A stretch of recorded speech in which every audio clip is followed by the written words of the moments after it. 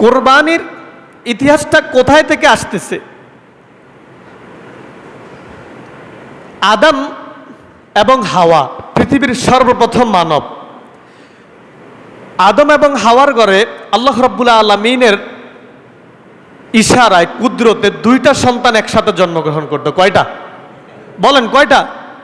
এগুলা ইতিহাস নয়, এগুলা কোরআন এবং হাদিস। এগুলা কি? কোরআন এবং হাদিস। কোরবানির ইতিহাসটা কোথায় থেকে আসছে আমি আপনাদের সামনে, আমি আমার যতটুকু যোগ্যতা আছে আমি আপনাদের সামনে উপস্থাপন করতেছি। এখন আপনারা কতটুকু বুঝে নিতে পারেন সেটা আপনাদের জানার বিষয়। আদম আলাইহিস সালাতু ওয়াস সালামের ঘরে সন্তান প্রসব করতো দুইটা। কয়টা? দুইটা। একটা ছেলে, বলেন, একটা ছেলে আর একটা মেয়ে। কথা বলছেন? এইভাবে একটা ছেলে একটা মেয়ে। কোরবানির ইতিহাসটা কোথায় থেকে আসছে আমি আবারও বলতেছি। আদমের আলাইহিস সালাতু ওয়াস সালামের ঘরে একটা সন্তান প্রসব করতো, একটা ছেলে একটা মেয়ে, একসাথে দুইজন। আবার পরবর্তী যখন আবার সন্তান জন্ম নেওয়ার সময় আসতো, আবার ছেলে একজন, বলেন কি? ছেলে একজন, মেয়ে একজন। তখন পৃথিবীর মধ্যে তো কোনো মানুষই নাই। পৃথিবীর মধ্যে কোনো মানুষ নাই, আছে? পৃথিবীর মধ্যে কোনো মানুষ নাই, শুধু আদম এবং হাওয়া আর তার সন্তানেরা যারা আসতেছে। তো আদমের শরীয়ত ছিল একরকম। আদমের শরীয়ত কেমন ছিল? আদমের শরীয়তের মধ্যে ভাই তার বোনকে বিবাহ করার বিধান ছিল। কি ছিল? ভাই তার বোনকে বিবাহ করার বিধান ছিল। কারণ মানুষ তো নাই। মানুষ কি আছে? কথা কয় না। মানুষ কি আছে? মানুষ তো নাই। কথা বলবেন। তো সিস্টেম ছিল এমন, আগের ঘরের ভাই পরের ঘরের বোন বিবাহ করবে, আর পরের ঘরের ভাই আগের ঘরের বোন, হ্যাঁ, মেয়ে। তাহলে বিধানটা কেমন বিবাহর দেখেন। কোরবানির ইতিহাস আসতেছে। সন্তান জন্মগ্রহণ করতো দুইটা, একটা ছেলে একটা মেয়ে। আবার পরের সন্তান আবার যখন জন্মগ্রহণ করতো, একটা ছেলে একটা মেয়ে। তো বিবাহর বিধান কেমন ছিল? আদমের শরীয়ত, এটা এখন আমাদের জন্য আর না, এটা রহিত হয়ে গেছে। আগের ঘরের মেয়ে পরের ঘরের ছেলে, আর পরের ঘরের মেয়ে আগের ঘরের ছেলে। বিবাহ হতো এভাবে যে জোড়ায় জোড়ায় আসতো, জোড়ায় জোড়ায় কিন্তু বিবাহ হতো না। হাবিল এবং কাবিল নাম শুনছেন? কথা কয় না। নাম শুনছেন? হাবিল এবং কাবিল, তারা ছিল দুই ভাই, আদমের সন্তান। নাম কি ছিল? বলেন, সবাই বলেন, কি নাম? হাবিল কাবিল, দুই ভাই। তো দেখেন, হাবিলের সাথে যেই বোনটা আসছে, জন্মগ্রহণ করছে, সেই বোনটা দেখতে তেমন সুন্দর ছিল না। কথা বুঝেন? কথা কন, কথা বুঝেন? বোঝেন। হাবিলের সাথে যেই বোনটা আসছে সেই বোনটা দেখতে তেমন সুন্দরী ছিল না। আর কাবিলের সাথে যেই বোনটা জন্মগ্রহণ করছে সেই বোনটা ছিল অত্যন্ত রূপবতী, সুন্দরী, সব দিকে পরিপূর্ণতা। এখন বিধান হচ্ছে আগের ঘরের ছেলে পরের ঘরের মেয়ে, পরের ঘরের ছেলে আগের ঘরের মেয়ে। এখন কাবিলে কয়, আমার সাথে যেই বোন আসছে নাম ছিল তার আকলিমা। কি নাম? বলেন, সবাই বলেন, কি নাম? আকলিমা। এখন কাবিল দাবি করে বসছে হাবিলের সাথে যেই বোন আসছে তার ধারাবাহিকতায় সে তার বোনকে বিবাহ করবে, যেই বোনটা হাবিলের সাথে পৃথিবীতে আসছে। এখন কাবিল বলে, হাবিলের সাথে যেই বোনটা পৃথিবীর মধ্যে আসছে সে দেখতে তেমন সুন্দর না, তার দেহের সৌন্দর্য নাই, দেখতে ধরে নেন কালো কুৎসিত, আমি তাকে বিবাহ করব না। কাবিল দাবি করে বসে আছে আমি তাকে বিবাহ করব না, কিন্তু শরীয়ত হচ্ছে এমন, তুমি তোমার আগের ঘরের বোন আর তুমি তোমার পরের ঘরের বোন। কাবিল কয়, আমি আমার আগের ঘরের বোন বিবাহ করব। বুঝছেন? এতটুকু বুঝছেন? লাগছে দুই ভাইয়ের মধ্যে দ্বন্দ্ব। লাগছে কি? দ্বন্দ্ব। আদম আলাইহিস সালাতু ওয়াস সালাম এবার বললেন, ও আমার সন্তানেরা, পৃথিবীতে কোনো মানব নাই, কোনো মানুষ নাই, আছে শুধু আদম তার সন্তানেরা। আদম এবার তার সন্তানদেরকে বলে, ও আমার সন্তানেরা, এটা আমার বিধান নয়, এটা রবের পক্ষ থেকে আসা বিধান। তুমি তোমার বোনকে বিবাহ করবা আগের বোন, আর তুমি তোমার পরের বোনকে বিবাহ করবা, এটা আল্লাহর পক্ষ থেকে ফয়সালা। কাবিল কয় আমি কোনোভাবেই তা মানি না, আমি বিবাহ করলে আমার সাথে যে বোন আসছে তার নাম ছিল আকলিমা, আমি তাকেই বিবাহ করব, আমি আমার আগের বোনকে বিবাহ করব না। আল্লাহ রাব্বুল আলামিনের গোলাম আদম আলাইহিস সালাতু ওয়াস সালাম দেখলেন দুই ভাইকে কোনোভাবেই মানানো যাচ্ছে না। কাবিল কোনোভাবেই তার ভাইকে মানতেছে না, তার ভাইয়ের বোনকে বিবাহ করবে কোনোভাবেই মানতেছে না। আল্লাহ রাব্বুল আলামিন এবার তার হাবিব মুহাম্মদ সাল্লাল্লাহু আলাইহি ওয়াসাল্লাম যখন এই পৃথিবীর মধ্যে আসলেন, যখন তাদের যুগ শেষ হয়ে গেল, এবার আল্লাহ তার হাবিবের প্রতি আয়াত নাজিল করলেন। আদম আলাইহিস সালাতু ওয়াস সালামকে আল্লাহ যেই ঘটনাটা তখন শিক্ষা দিলেন, আল্লাহর হাবিবকে এই ঘটনাটা এখন জানাচ্ছেন। আদমকে আল্লাহ রাব্বুল আলামিন কেমন সিদ্ধান্ত দিলেন? আদমকে বললেন, ও আদম, তুমি তোমার দুই সন্তানকে বলো আল্লাহর রাস্তায় কোরবানি করার জন্য। কি করার জন্য? বলেন, কি করার জন্য? হাবিল এবং কাবিল যেহেতু মানতেছে না, কাবিল যেহেতু সেটা মানেই না, তাহলে আমি রব্বুল আলামিন একটা ফয়সালা করব। ও আদম, তুমি তোমার সন্তানদেরকে ওই ফয়সালাটা জানিয়ে দাও, আমি তোমার জন্য একটা সিদ্ধান্ত গ্রহণ করলাম।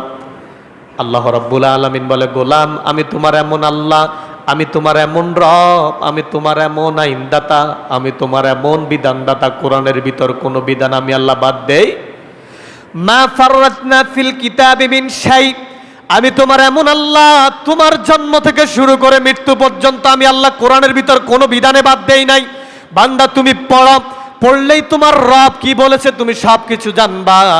আল্লাহ রাব্বুল আলামিন এবার হাবিল এবং কাবিলের সিদ্ধান্তটাকে এমন ভাবে কোরআনের ভিতর বললেন, ওয়াতলু আলাইহিম নাবা আবনাই আদম বিল হক ইয কররাবা কুরবানান ফাতুকবিলা মিন আহাদিহিমা ওয়া লাম ইউতাকাব্বাল মিনাল আখার ক্বালা লা আকতুলান্নাকা ক্বালা ইন্নামা ইয়াতাকাব্বালুল্লাহু মিনাল মুত্তাকিন। আল্লাহ রাব্বুল আলামিন আয়াত নাজিল করলেন, নবী আদম আলাইহিস সালাতু ওয়াস সালামের ঘটনাটা আল্লাহর নবীকে জানাচ্ছেন। আদমের ব্যাপারে সিদ্ধান্ত হয়ে গেছে, আল্লাহ নবীকে জানায়, ওয়াতলু, নবী আপনি তেলাওয়াত করুন, আলাইহিম নাবা আবনাই আদম, আপনি আপনার উম্মতরে আদমের ঘটনা জানান, আদমের দুই সন্তানের ঘটনাটা আপনি আপনার উম্মতদেরকে জানান। নাবা আবনাই আদম বিল হক, সত্য সহকারে। কি ঘটনাটা আপনি জানাবেন? ইয কররাবা কুরবানান, আপনি স্মরণ করুন সেই সময়ের কথা যখন আদমের দুই সন্তান ইয কররাবা কুরবানান ফাতুকবিলা মিন আহাদিহিমা, দুইজন যখন আল্লাহর রাস্তায় কোরবানি করলেন এই বিবাহর মাসালাটা সম্পূর্ণ করার জন্য, ইয কররাবা কুরবানান ফাতুকবিলা মিন আহাদিহিমা, আল্লাহ রাব্বুল আলামিনের দুইজনের থেকে একজনের কোরবানি কবুল করলেন। কয়জনের? বলেন, কয়জনের? ইউতাকাব্বাল মিনাল আখার, আল্লাহ আরেকজনের কোরবানি কবুল করেন নাই। তো আদম কি বললেন? আদম বললেন, তোমরা আল্লাহর রাস্তায় কোরবানি করো, যার কোরবানি কবুল হবে সে তার বোনকে বিবাহ করবে, শরীয়ত ওইভাবেই থাকবে। আদমের দুই সন্তানকে যখন আদম বললেন তোমরা কোরবানি করো, যেহেতু তোমরা মানো না, তুমি তাকেই বিবাহ করবা, তো আল্লাহর পক্ষ থেকে আদেশ আসছে তুমি কোরবানি করো। তো কাবিল এবং হাবিল দুই ভাই কোরবানি করবে, যার কোরবানি কবুল হবে সে আকলিমাকে বিবাহ করবে। এখন হাবিল এবং কাবিল দুই ভাই কোরবানি করতেছে, একজন পালে ওট, বেড়া, মোষ, আর কাবিল সে গম চাষ, ভুট্টা চাষ, অর্থাৎ সবজি চাষ যেইগুলা সেইগুলা কাবিল করে। এখন আল্লাহ বলে, বান্দা তুমি আমার রাস্তায় সর্বশ্রেষ্ঠ তোমার বস্তু যেটা আছে সেটা আমার রাস্তায় কোরবানি করো। এখন কাবিল বলেন যে আল্লাহর রাস্তায় কোরবানি করার জন্য যেহেতু আল্লাহ বললেন, আল্লাহর রাস্তায় আমি কোরবানি করব কি? আমার নষ্ট গম, নষ্ট ভুট্টা যেইগুলা পচা অবস্থায় আছে পচে যাবে অবস্থা, ওইগুলো আমি আল্লাহর রাস্তায় কোরবানি করবার। হাবিল বলে, আমার ওট এবং বেড়ার পাল থেকে সর্বশ্রেষ্ঠ, সর্ব উৎকৃষ্ট, যেটা দেখতে মানুষের চোখে বাজে সৌন্দর্য, ওই জিনিসটা আমি আমার আল্লাহর রাস্তায় কোরবানি করব। সুবহানাল্লাহ। দুই ভাইয়ের ধরন কিন্তু ছিল দুই রকম। দেখেন কোরবানির ইতিহাস। কাবিল বলে, আমি আল্লাহর রাস্তায় কোরবানি করব যেই গমগুলা পচে যাচ্ছে, যেই ভুট্টাগুলা পচে যাচ্ছে, পচে যায় অবস্থা, যেহেতু এইগুলা নষ্টই হয়ে যাবে, এইগুলো আল্লাহর রাস্তায় কোরবানি করে দিই, যদি কবুল হয় তো হলো, না হলেও তো বাদ, এমনিই তো এইগুলা নষ্টের পর্যায়ে। আর হাবিল কয় যেহেতু আল্লাহর রাস্তায় আমি কোরবানি করব, আমার মহিষের পাল, বেড়ার পাল থেকে সর্ব উৎকৃষ্ট, যেটা দেখতে মোটা তাজা, যেটা মানুষের চোখে সৌন্দর্য ধরে, ওই জিনিসটা আমি আল্লাহর রাস্তায় কোরবানি করব। সুবহানাল্লাহ। এখন আপনারা বলেন, আমি প্রথমেই বললাম কোরবানি শব্দের অর্থ হচ্ছে দান করা, ত্যাগ করা, বিসর্জন দেওয়া। এখন আপনারা বলেন, ঘটনাটা শোনার আগে যেই বান্দাটা সুন্দর, যেই জিনিসটা সুন্দর উৎকৃষ্ট, আর যেই জিনিসটা সুন্দর নয় উৎকৃষ্ট নয়, ক্বালান নবী সাল্লাল্লাহু আলাইহি ওয়াসাল্লাম ইন্নাল্লাহা তাইয়্যিব লা ইয়াকবালু ইল্লা তাইয়্যিবা। আল্লাহ বলে আমি হচ্ছি পুত পবিত্র, আমি অপবিত্র কোনো কিছু গ্রহণ করি না। এখন আপনারা বলেন, হাবিল যে কোরবানিটা দিচ্ছে আর কাবিল যে কোরবানিটা দিচ্ছে, এখানে কার কোরবানিটা কবুল হবে? বলেন কার কোরবানি? হাবিলের কোরবানি। যেহেতু হাবিল প্রথম দাপেই পাস, এরা কোরবানি দিলেন। এদের বিধান, এদের সময় কোরবানির বিধানটা কেমন ছিল দেখেন। যার কোরবানি কবুল হয়, আসমান থেকে আল্লাহর পক্ষ থেকে একটা গায়েবী খাজানা এসে তার বস্তুটাকে পুড়িয়ে নিষ্পেষিত করে দেয়। সুবহানাল্লাহ। এখন দুইজনেই কোরবানি দিল, দুইজনেই কোরবানি দিল। এখন আল্লাহর পক্ষ থেকে কল আল্লাহ ইয কররাবা কুরবানান ফাতুকুব্বিলা মিন আহাদিহিমা।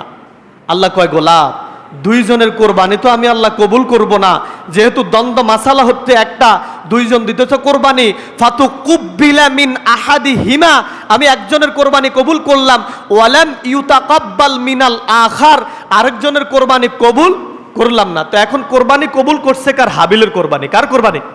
হাবিলের কোরবানি। আল্লাহ রাব্বুল আলামিনের পক্ষ থেকে একটা গায়েবী খাজানা এসে হাবিলের বকরিটাকে, বেড়াটাকে জ্বালিয়ে জমিনের সাথে মিশিয়ে দিল।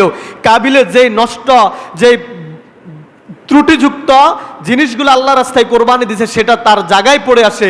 এখন কাবিল কয়, প্রথমেই তো শরীয়ত ছিল, আমি তোমার সাথে বোন, যেই বোনটা আসছে তাকে বিবাহ করব, সেটা আমি মানি নাই, কোরবানি দিলাম, সেটাও আমার কবুল হয় নাই। আবার কাবিল তারে কয়, ক্বালা আল্লাহ আকতুলান্নাকা, আমি তোমাকে অবশ্যই, কোরআনের আয়াত, ক্বালা আল্লাহ আকতুলান্নাকা, অবশ্যই অবশ্যই আমি তোমাকে হত্যা করব, হত্যা করে হলেও আমি আমার সাথে আসা বোনকে বিবাহ করব। নাউজুবিল্লাহ। কর ক্বালা আল্লাহ আকতুলান্নাকা, আল্লাহ লামে তাকিদ বানুনে সাকিলা, অবশ্যই আমি তোমাকে হত্যা করব, আমি কোরবানি মানি না। কাবিল এবার কি কয়, আমি কোরবানি, ওইটা আর তো কোরবানি কবুলই হয় না, সে মানবে কি? তার কোরবানি সিদ্ধান্ত আসছে এক প্রকার। আল্লাহ কয়, নবী আপনি আপনার উম্মতের কাছে বর্ণনা করুন, ওয়াতলু আলাইহিম নাবা আবনাই আদম, আপনি আদমের ঘটে যাওয়া, আদমের সন্তানের সাথে ঘটে যাওয়া বিষয়টা আপনি আপনার উম্মতকে জানান। ইদ কররাবা কুরবানান ফাতুকুব্বিলা মিন আহাদিহিমা ওয়ালাম ইউতাকাব্বাল মিনাল আখার, তারা দুই ভাই যখন বিবাহর মাসালা নিয়ে যখন কোরবানি করছে, তাদের এক ভাইয়ের কোরবানি কবুল হয়েছে, হাবিলের কোরবানি কবুল হয়েছে, কাবিলের কোরবানি কবুল হয় নাই। এখন কাবিল তার ভাইকে বলে লা আকতুলান্নাকা, অবশ্যই আমি তোমাকে হত্যা করব। এবার হাবিল তার বাইরে কয়, ক্বালা লা আকতুলান, ক্বালা ইন্নামা ইয়াতাকাব্বালুল্লাহু মিনাল মুত্তাকিন, কাবিল তুমি যদি আমারে হত্যা করো, এখানে মাসালার কোনো পরিবর্তন হবে না। ক্বালা ইন্নামা ইয়াতাকাব্বালুল্লাহু মিনাল মুত্তাকিন, আল্লাহ রাব্বুল আলামিন শুধু যারা মুত্তাকি তাদের কোরবানি কবুল করেন, আর কারো কোরবানি কবুল করেন। তো তুমি আমার হত্যা করলে শরীয়তের বিধান পাল্টিবে, বিষয়টা কিন্তু এমন নয়। ঘটনা বুঝছেন? কোরবানির বিধান কিন্তু আদম থেকেই শুরু। এক নম্বর ঘটনা। এরপর আসেন, এবার হাবিল তার ভাই কাবিলকে বলে, যদি তুমি আমাকে হত্যা, পরের আয়াত, যদি তুমি আমাকে হত্যা করার জন্য তুমি আমার দিকে অগ্রসর হও। মাসালা কিন্তু প্রথমে দ্বন্দ্ব বাঁধছে বোন নিয়া, বিবাহ নিয়া। আগের ঘরের বোন, পরের ঘরের ভাই, পরের ঘরের ভাই, আগের ঘরের বোন, বিবাহ মাসালাটা কিন্তু আদমের শরীয়তটা ছিল এমন। এখন কাবিল কোনোভাবেই মানে না, যেহেতু আগের ঘরের হাবিলের সাথে যেই বোনটা আসছে সেটা ছিল কালো কুৎসিত, দেখতে তেমন সুন্দরী ছিল না। আর কাবিলের সাথে যেই বোনটা পৃথিবীর মধ্যে আসছে সেটা ছিল সুন্দরী, রূপবতী, রূপসী। এখন কাবিল কয়, আমি আমার সাথে যেই বোনটা আসছে তাকেই বিবাহ করব। আর আল্লাহর শরীয়ত হচ্ছে, আদমের শরীয়ত হচ্ছে আগের ঘরের ভাই, পরের ঘরের বোন, পরের ঘরের বোন, আগের ঘরের ভাই। এই মাসালা নিয়ে যখন তারা কোরবানি দিছে, একজনের কোরবানি কবুল হয়েছে, আরেকজনের কোরবানি কবুল হয়। এখান থেকে মাসালা ইস্তেমবাত হলো যে আল্লাহর রাস্তায় যখন তোমরা কোরবানি দিবা, সর্ব উৎকৃষ্ট বিষয়টা, সর্ব উৎকৃষ্ট প্রাণীটা তোমরা আল্লাহর রাস্তায় কোরবানি, তো এক নাম্বার মাসালা। এখন আপনি যদি বলেন কোরবানি আমার উপর ওয়াজিব, এখন আমি কোনো রকম মরা ধরো একটা গরু ছাগল ভেড়া কোনো রকম সে হাঁটতে পারে না, দুর্বল, আমি তার রাস্তায় কোরবানি দিলাম। আল্লাহ কয় বান্দা লাইয়া নাল আল্লাহ লুহুমুহা ওয়ালা দিমাউহা ওয়ালাকিন ইয়ানালুহুত তাকওয়া মিনকুম। বান্দা তুমি যে আমার রাস্তায় কোরবানি করলা, তোমার ওই কোরবানিকৃত পশুর গোশত আমার কাছে যায় না, রক্ত আমার কাছে যায় না। তুমি যে আমার রাস্তায় কোরবানি করলা, তোমার ভিতর তাকওয়া থেকে আল্লাহর সন্তুষ্টির জন্য কোরবানি করছো কিনা, শুধু তোমার তাকওয়াটা আমার কাছে যায়। সুবহানাল্লাহ।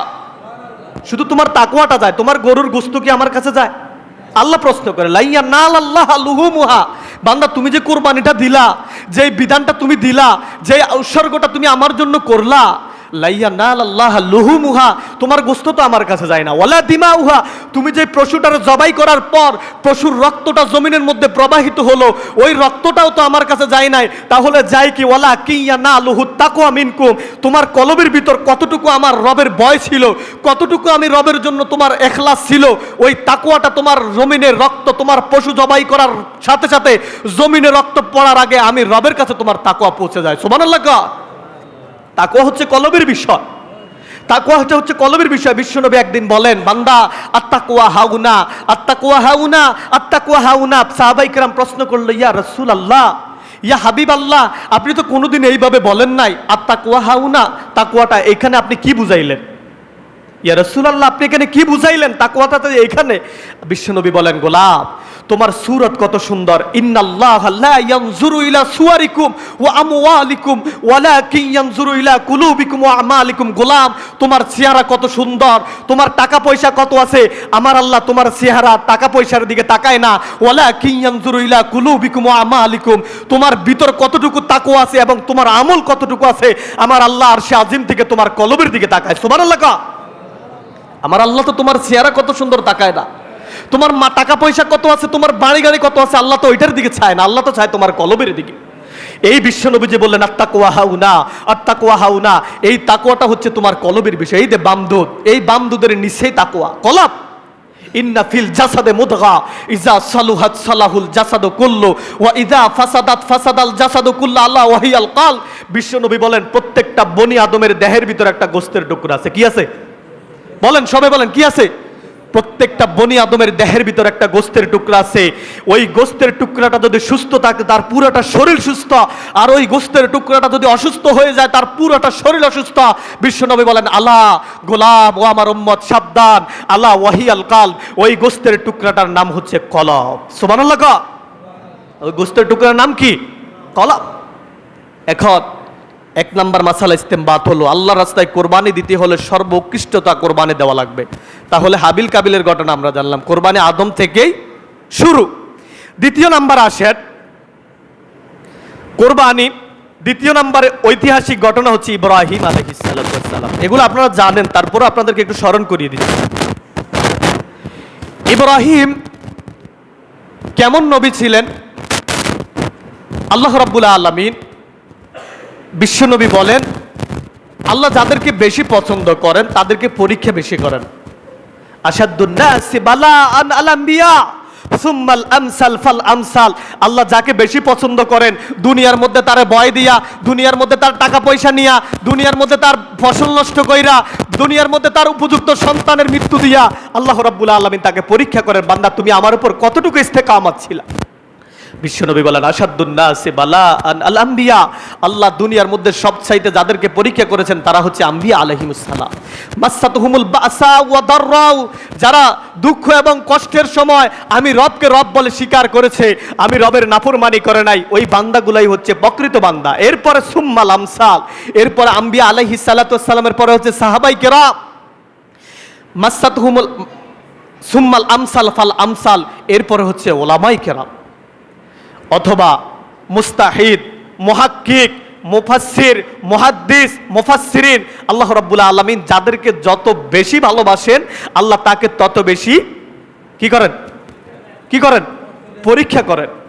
এখন আপনারা বলেন আল্লাহ কি ইব্রাহিমকে পরীক্ষা করে নাই? কথা কয় না, করে নাই? আল্লাহ রাব্বুল আলামিন বলেন আমি আমার গোলাম ইব্রাহিমকে কেমন পরীক্ষা করলাম। দুনিয়ার মানুষেরা তোমাদের জন্য আমার গোলাম ইব্রাহিম, আমার হাবিব, আমার খলিল ইব্রাহিম, আমি তারে কত পরীক্ষা করলাম। দুনিয়ার মানুষেরা তারে কেমন পরীক্ষা করলাম? পরীক্ষা করার পর তারে আমি সর্বপ্রথম তার সন্তানকে কোরবানি দেওয়া লাগছে, দ্বিতীয় নম্বর আমি তার অগ্নিকুণ্ডে নিক্ষেপ করলাম, তৃতীয় নম্বর তার বাবা আজার নমরুদের দরবারের মধ্যে ছোট্ট অবস্থায়, ইব্রাহিম ছোট্ট অবস্থায় তার বাবাকে বলে ওয়াইদ ক্বালা লি আবিহি আদার আতাত্তাখিযু আসনামান আলিহাতান, ও আমার বাবা, আমি তো আপনার ছোট্ট সন্তান। ওয়াইদ ক্বালা ইব্রাহিম লি আবিহি আদার, ইব্রাহিম তার বাবা আজরকে বলে ও আমার বাবা, আপনি যে মূর্তিগুলার পূজা করেন, আপনি যে হাত দিয়া মূর্তিগুলা বানান, ওই মূর্তিগুলার যে পূজা করেন, আমি আপনার সন্তান ইব্রাহিম, আপনি যে মূর্তিগুলার পূজা করেন আসনাম মান আলি হাতান, ও আমার বাবা মূর্তিটা আপনি বানাইলেন, আপনি বানার পর ওই মূর্তির পায়ে আপনি সেজদা দিলেন, মূর্তির পায়ে মূর্তির দরবারে গিয়া মূর্তির সামনে গিয়ে আপনি আপনার মাথাটারে নড়াইয়া দিলেন। এই মূর্তিটা তো আপনি বানাইলেন, এই প্রকৃত দিক থেকে তো এই মূর্তির খোদা আপনি, আপনি কেমনে মূর্তির সামনে আপনার মাথাকে নড়াইয়া দিলেন? বিশ্বনবী বলেন আকরাবু মা ইয়াকুনুল আবদু মির রাব্বি ওয়া হুয়া সাজিদ, বান্দা ও আমার উম্মতেরা শুনে রাখো, যেই কোপাল তোমার রব্বুল আলামিন দিয়েছেন, এই কোপালের অনেক দাম, এই কোপালের অনেক দাম। এই কোপাল দিয়া যদি কোনো বান্দা আল্লাহকে সেজদা দেয়, ওই বান্দাটা রবের সব চাইতে নিকটবর্তী হয়ে যায়। সুবহানাল্লাহ। আল্লাহর নিকটবর্তী হওয়ার জন্য একমাত্র মাধ্যম হচ্ছে সেজদা। আল্লাহ বলে ওয়াসজুদ ওয়াক্তারিব, বান্দা সেজদা দেওয়ার আমার নিকটবর্তী হও। আর বিশ্ব নবী বলেন দুনিয়ার মধ্যে আল্লাহর নৈকট্য লাভ করার অন্যতম একটা মাধ্যম হচ্ছে সেজদা। ইব্রাহিম বলে ও আমার বাবা, আপনি মূর্তিটা নিজ হাতে বানাইলেন, কেন আপনি তার কাছে আবার মাথা নোড়ান? কেন আপনি তার সেজদা দেন? কেন আপনি তার কাছে সাহায্য চান? ইন্নী আরাকা ওয়া কাওমাকা ফি দালালিম মুবিন, ও আমার বাবা, আমি আপনাকে এবং আপনার সম্প্রদায়কে, আপনার জাতিকে স্পষ্ট গোমরার মধ্যে দেখতেছি। আমি আপনাকে নয়, শুধু আপনাকে নয়, আপনি যে তার গোলামি করেন, নমরুদের গোলামি করেন, ওই নমরুদ সহ আপনি এবং আপনার গোলাম, আপনি এবং আপনার মুনিব, আপনি এবং আপনার মালিক, ওই নমরুদ সহ প্রকাশ্য আপনারা গোমরার মধ্যে পড়ে আছেন। বাবা এবার কয় সন্তান তুমি কি বললাম? আমি যারা রব মানি, নমরুদের রব মানি। আজর কারে রব মানে? কারে? নমরুদের তো আমি রব মানি। আজর কয় ইব্রাহিম আলাইহিস সালাতু ওয়াস সালামের বাবা, আমি তো আমার খোদা নমরুদরে মানি, তুমি নমরুদের ব্যাপারে বিরুদ্ধাচারণ করলাম, তুমি আমার সন্তান, এই কথাটা আমি ভুলে গেলাম। সন্তানকে ধরে নেওয়া হলো, নমরুদের রাজ দরবারে নিয়ে যাওয়া হলো ইব্রাহিম আলাইহিস সালাতু ওয়াস সালামকে। ইব্রাহিমকে যখন তার পিতা ধরে নিয়ে গেলেন, নেওয়ার পর বললেন ও আমার খোদা, ও আমার খোদা, আমার সন্তান নাকি বলে আমি এবং আপনি প্রকাশ্য গোমরার মধ্যে ডুবে আছি, আমি আপনার সন্তান, আপনি আমার সন্তানটারে বুঝান।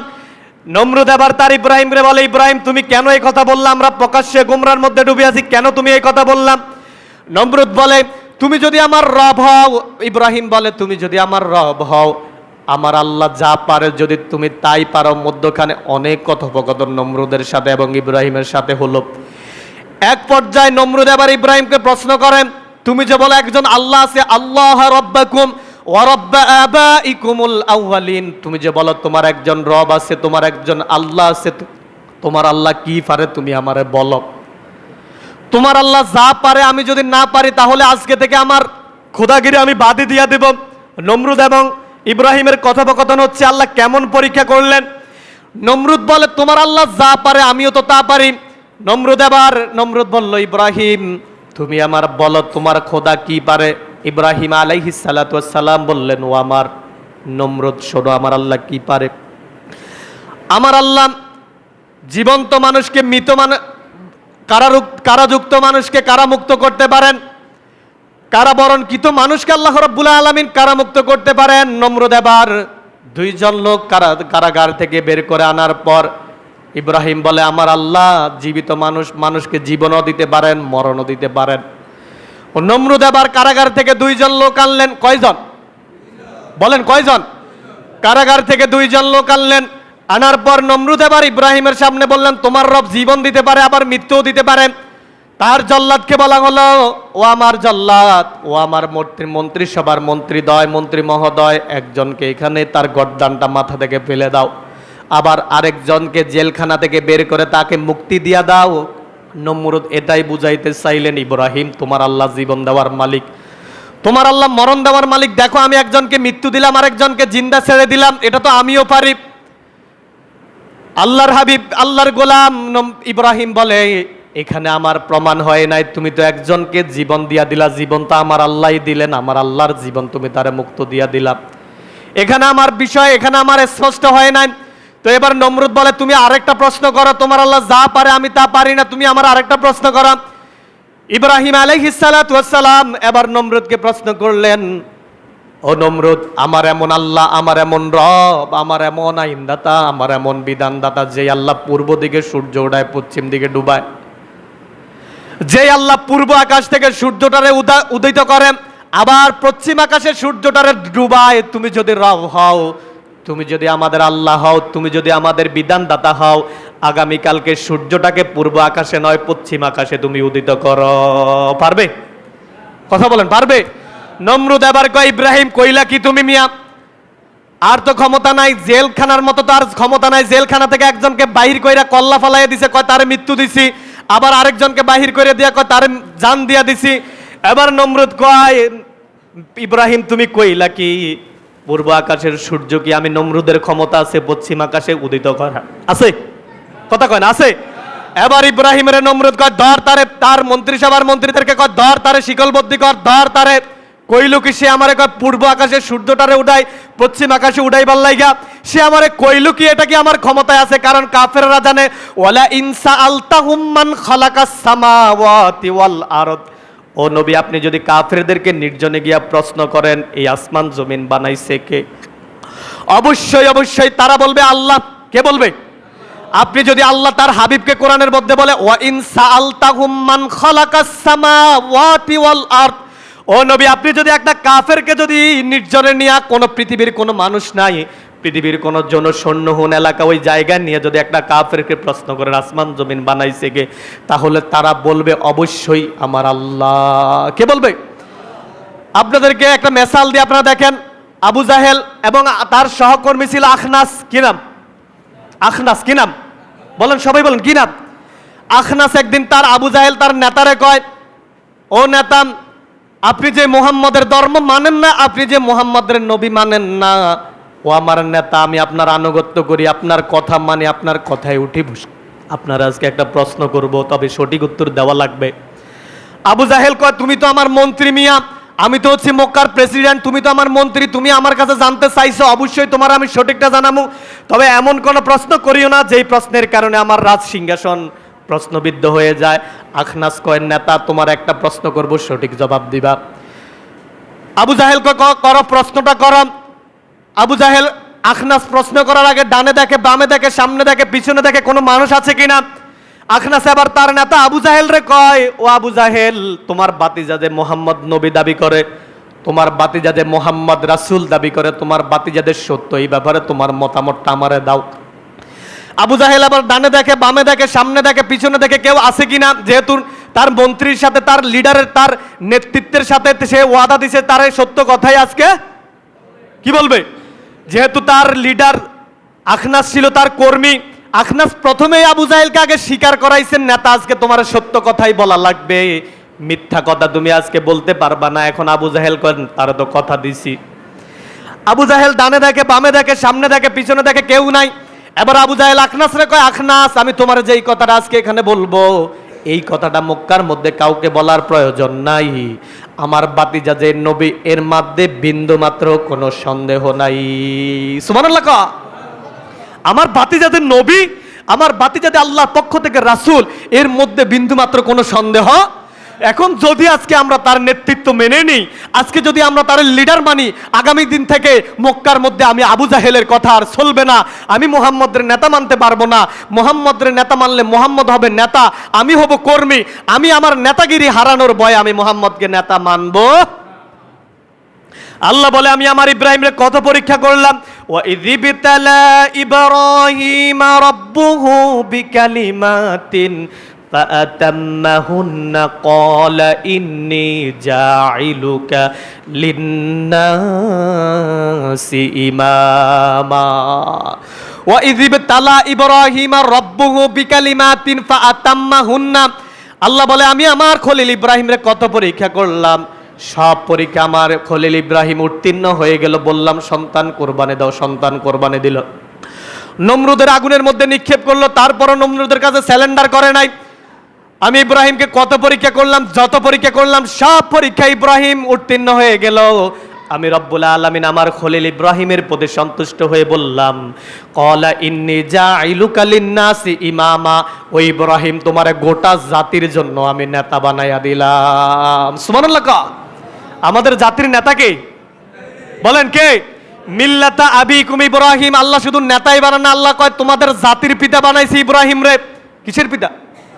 কথা কয় না, কিসের পিতা? এখন আমাদের দেশে একটা ভুল প্রচলন আছে, জাতির পিতা বঙ্গবন্ধু শেখ মুজিবুর রহমান। কয় না? কথা কয় না, কয় না?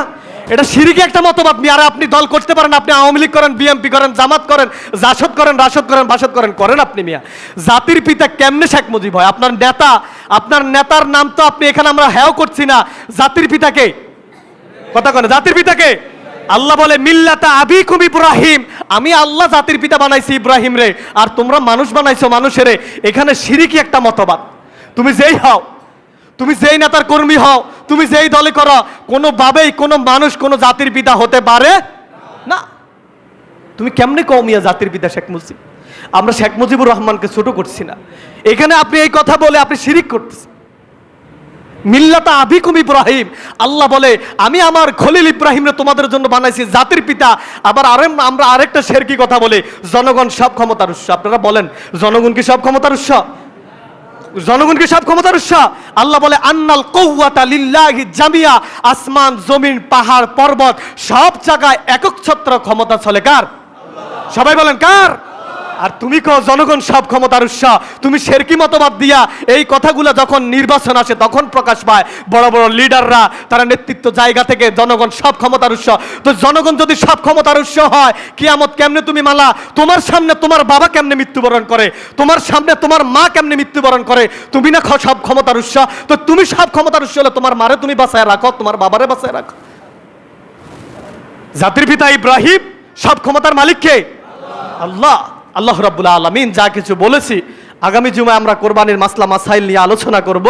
কোরবানি কাদের উপর ওয়াজিব, কোরবানি কাদের জন্য দেওয়া ওয়াজিব, কোরবানি কোন কোন পন্থায় দিবেন। এর আগে আপনাদেরকে একটা আমলের কথা বলে দিই। যেহেতু জিলহজ মাস আসছে, জিলহজ মাসের মধ্যে যারা কোরবানি দিবেন, যারা কোরবানি দিবেন জিলহজ মাসে, জিলহজ মাসের 1 তারিখ আসার পর আপনারা চুল কাটা, নখ কাটা, অর্থাৎ দেহের যত অপ্রয়োজনীয় যা আছে এইগুলা জিলহজ মাসের আগেই কেটে নেবেন। যারা কোরবানি দিবেন এটা একটা উত্তম আমল। দ্বিতীয় নাম্বার হচ্ছে জিলহজ মাস আরাফার দিন পর্যন্ত আপনারা রোজা রাখবেন। এই রোজার ফজিলত অনেক, এক একটা রোজার ফজিলত হচ্ছে 1 বছরের রোজার সমান। সুবহানাল্লাহ। আর আরাফার দিন যেই রোজা রাখবে, আরাফার দিন যেইখানে কাবা শরীফের মধ্যে কোরবানি হাজিরা অবস্থান করে আরাফার দিন, ওই আরাফার দিন রোজা রাখলে আল্লাহ রাব্বুল আলামিন তাকে বিনা হিসাবে মাফ করে দিবেন, বিনা হিসাবে তাকে জান্নাত দিবেন যদি তার রোজা কবুল হয়, যদি তার ঈমান এবং আমল থাকে। আল্লাহ রাব্বুল আলামিন এই আমলগুলা করার তৌফিক দান করুক। ওয়ামা আলাইনা ইল্লাল বালাগ। সকলে পড়ুন রব্বানা লাকাল হামদ হামদান কাসীরান তাইয়িবান মুবারাকান ফি। যারা সুন্নাত পড়েন নাই সুন্নাত পড়েন।